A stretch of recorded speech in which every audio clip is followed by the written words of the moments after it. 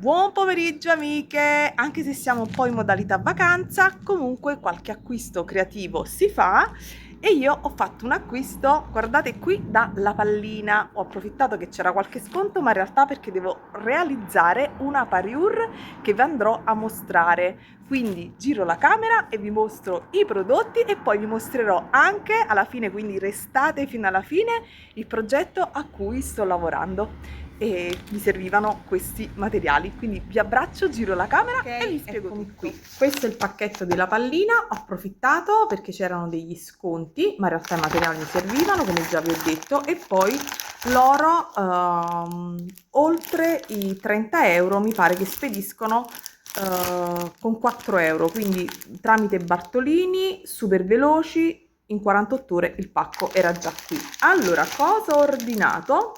Perline. Allora, partiamo subito. Vi ho già mostrato, ecco, questa è la base che ho già tinteggiato, poi la vedete alla fine del video qualche altra cosina che la riguarda. Ho preso perline, questa è tondo liscio da 3 mm e sono colore dark bronze, sono tutti colori abbastanza caldi. Sapete che io li amo, ma è stata una richiesta, quindi queste sono sempre da 3 mm metallic copper. Io poi queste le uso tantissimo anche nel soutache e infatti come vedete ne ho preso 2 bustine. Mi trovo bene con questa tipologia di perline e quindi continuo a prenderle. Poi ha un bel assortimento. Poi ho preso anche dei mezzi cristalli Fire Polished e volevo le perline in realtà di questo colore Red Lava, ragazze, ma sembra che in giro non si trovi più, o perlomeno io non l'ho trovato e quindi ho sopperito prendendo i Fire Polished e anche quei mezzi cristalli e ne ho prese anche di queste due colorazioni. Naturalmente tutte queste perline andranno poi in questo mix per scaldarlo, perché vedete c'è ancora tanto bianco, sarà una collana super piena e quindi ci andrò ad aggiungere tutti questi colori bronzo, oro, rame. Vabbè, c'è questo che non c'entra nulla, però mi trovavo lì ad fare l'acquisto e quindi alla fine li ho presi.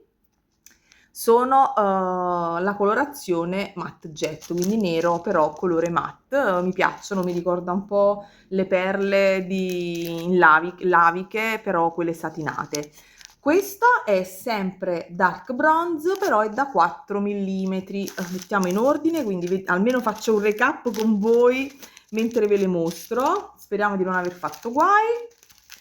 Ho preso, vediamo, ecco, altre dark bronze, sempre da 4, e loro sul sito della pallina trovate anche dei pacchi più grandi, cioè queste per esempio sono pacchetti di 100 pezzi, li trovate anche da 1000 pezzi, ma non c'erano tutte le colorazioni, avrei dovuto prendere, mi pare che ci fosse del color oro, però 1000 pezzi di color oro veramente mi sembravano un po' tantine e quindi alla fine penso che di oro da 3 mm, vedete, ne ho presi parecchi pacchetti perché queste piccole oro io le uso dappertutto, soprattutto nel soutache.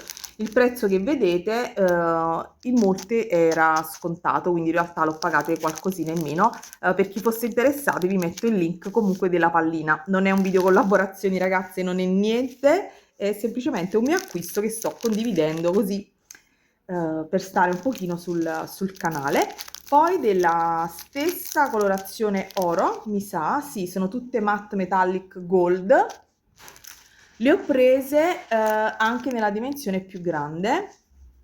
Queste sono da 4 mm. Forse ne ho prese due, sì, no, ne ho prese tre addirittura, quindi 1, 2 e 3. Scusate i rumori di fondo, ma è la famigliola che fa irruzione.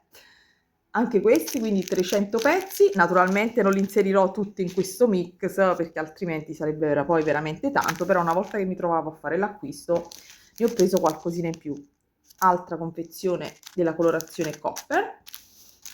Poi mi sono trovata ed ho preso anche queste che sono oro, anche queste le uso tantissimo nel soutache, le avete viste anche nei progetti, vi metto qui un'immagine di riferimento, c'è il tutorial sul canale. In genere io utilizzo per fare il decoro in basso del ciondolo a soutache, quello fatto in collaborazione con Fili e Forme, e utilizzo molto spesso questa tipologia e questa dimensione di perline. Ops, è spuntata un'altra bustina. Ah, ecco, vedi, ne avevo prese 4 di quelle da 3 mm.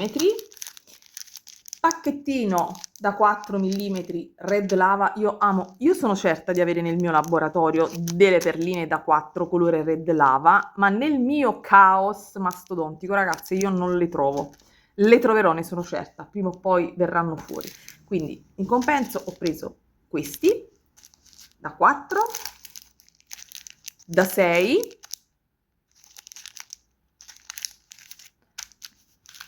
queste già ve le avevo mostrate, poi c'è stata queste ve le avevo mostrate, ma c'è stata l'interruzione familiare. E poi altra cosa, questo perché amavo il Red Lava, amo il colore Red Lava, e ho detto va a finire che non le trovo più. Ho preso queste che sono i cabochon a 2 fori, che utilizzo sia nel soutache, ma utilizzo anche in qualche mio schema di tutorial con le perline. Anzi, vi metto la playlist dei tutorial fatti con le perline in cui utilizzo questi piccoli cabochon.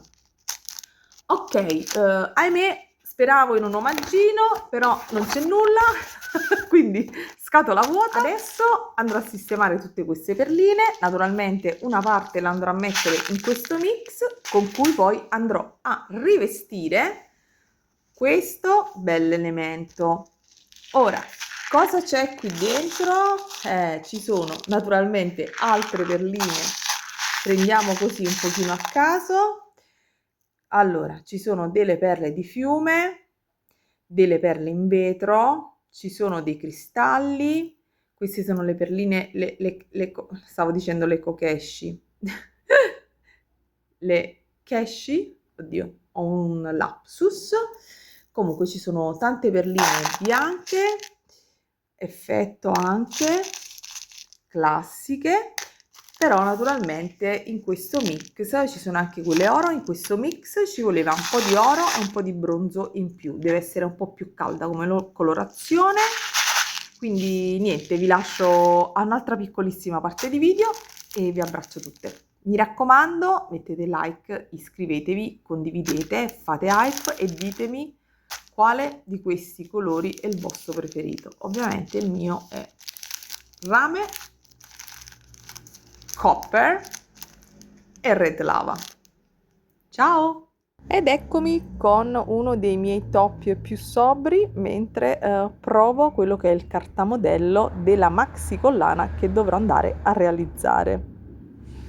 Sarà una collana al bead embroidery, quindi approvato il cartamodello di carta lo vado a riportare su una base di cucitura che può essere una beading foundation oppure del feltro. Naturalmente la mia collana al bead embroidery sarà fatta con tante perline, quelle che vi ho mostrato all'inizio nell'unboxing, e quindi vado con della colla acrilica a base d'acqua a dipingere tutta la base per evitare che si veda il fondo chiaro se ci dovesse essere qualche punto un pochino più a vista. Questa è una parte divertente.